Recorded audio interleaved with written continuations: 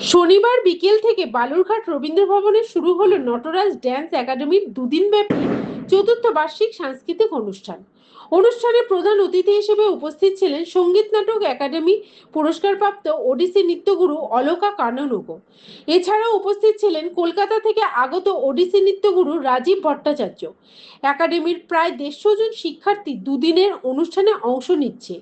ওডিসি নৃত্যের পাশাপাশি বিভিন্ন নৃত্যানুষ্ঠান পরিবেশিত হয়। অনুষ্ঠানের প্রথম দিন নটরাজ ড্যান্স একাডেমির পক্ষ থেকে নৃত্যগুরু রাজীব ভট্টাচার্যকে অলকাপ্রভা সম্মান প্রদান করা হয়।